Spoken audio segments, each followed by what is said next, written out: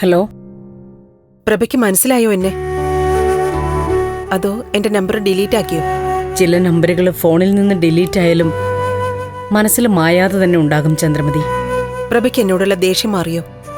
സ്നേഹമുള്ളവർ തമ്മിലുണ്ടാകുന്ന പിണക്കം എന്നേക്കുള്ളതാണോ?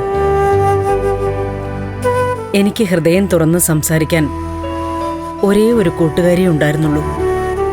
അവളുടെ പേര് ചന്ദ്രമതി എന്നാ. ആ കൂട്ടുകാരിയെ മാറ്റി നിർത്തിയതിന്റെ ബുദ്ധിമുട്ടുകളും അവളുടെ വാക്കുകൾ അനുസരിക്കാത്തതിന്റെ പ്രശ്നങ്ങളും ഞാൻ നന്നായിട്ട് അനുഭവിച്ചു. കഴിഞ്ഞതൊക്കെ നമുക്ക് മറക്കാം. അവിടെ നടന്ന സംഭവങ്ങളൊക്കെ ഞാൻ അറിഞ്ഞു. ആ അരുന്ധതി പകവീട്ടാൻ തന്നെ ഒരുങ്ങി നിൽക്കുകയല്ലേ? പക്ഷെ എന്റെ ദേവിക്ക് കൂടെയുള്ളപ്പോ അവളുടെ പ്രതികാരം ഒന്നും ഏൽക്കാൻ പോകുന്നില്ല. അതെ, ഞാനും അത് തന്നെയാ ഇവിടെ ത്യാഗരാജനോട് പറഞ്ഞു. ഞാൻ ത്യാഗരാജനോട് ഒരു കാര്യം കൂടി പറഞ്ഞു. എന്തെങ്കിലും ഒരു ആവശ്യം വന്നാ നിന്നോടൊപ്പം ഞാനും കാണൂന്ന്. നിന്റെ ശത്രു ഇനി എന്റെ ശത്രുവാ. പ്രഭേ, ഞാൻ പറഞ്ഞത് കേട്ടില്ലേ? സന്തോഷം കൊണ്ട് വാക്കുകൾ കിട്ടാതെ നിൽക്കുകയായിരുന്നു ചന്ദ്രമതി. നിന്നെ പോലൊരു കൂട്ടുകാരിയെ ഞാൻ പിണക്കിയല്ലോ. പിണക്കോ? നീ തന്നെ കുറച്ചു നേരത്തെ പറഞ്ഞല്ലേ ഉള്ളൂ സ്നേഹമുള്ളവർ തമ്മിലുള്ള പിണക്കം പിണക്കോ അല്ലാന്ന്. നമ്മൾ പിണങ്ങിയിട്ടില്ല പ്രഭേ. അതെ, പിന്നെ ഒരു കാര്യം കൂടി എനിക്ക് പറയാനുണ്ട്. ഈ തെരഞ്ഞെടുപ്പിൽ ആരാണോ ജയിക്കേണ്ടിയിരുന്നത് അയാൾ തന്നെയാണ് ജയിച്ചത്. ഇത് ദേവികയ്ക്ക് അർഹതപ്പെട്ട വിജയം തന്നെയായിരുന്നു. ദേവിക തന്നെ വേണമായിരുന്നു ജയിക്കാൻ. ആ ജയത്തോടെയാ തെരഞ്ഞെടുപ്പിന് തന്നെ ഒരർത്ഥം ഉണ്ടായത്. ചന്ദ്രോത്തിന്റെ 4 ചുമരുകൾക്കുള്ളില എന്റെ നിയോജകമണ്ഡലം. അത് തരുന്ന ആനന്ദം ഒന്ന് വേറെയാ ചന്ദ്രമതി. എനിക്കത് മതി. നാട് ഭരിക്കേണ്ടത് ദേവിക തന്നെയാ.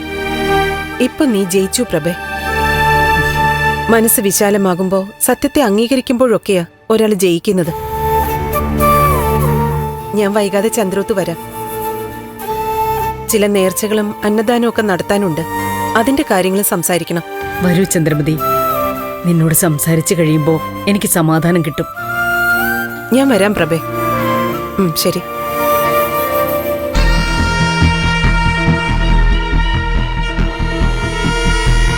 ആരോടാ ചേച്ചി സംസാരിച്ചേ? പ്രഭയെ വിളിച്ചതാ.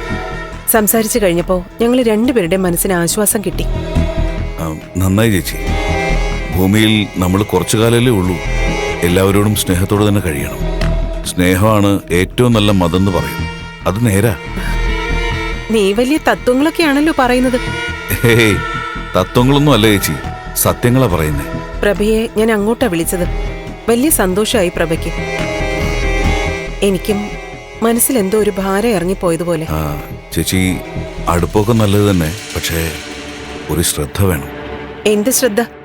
അല്ല, എന്തൊക്കെയായാലും KDFന്റെ ആളാ.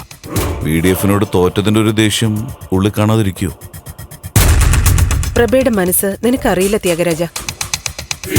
അവളുടെ ദേഷ്യം നീണ്ടു നിൽക്കുന്ന ദേഷ്യമൊന്നുമല്ല. ദേ, ഒറ്റ ഫോൺ വിളിയോടെ പഴയ പിണക്കമൊക്കെ അവള് മറന്നു. പിന്നെ അവളൊരു കാര്യം പറഞ്ഞു. എന്ത് കാര്യം? സ്നേഹമുള്ളവരുടെ മുഖങ്ങൾ മനസ്സിൽ നിന്ന് മാഞ്ഞു പോവില്ലെന്ന്. പാവം പ്രഭ.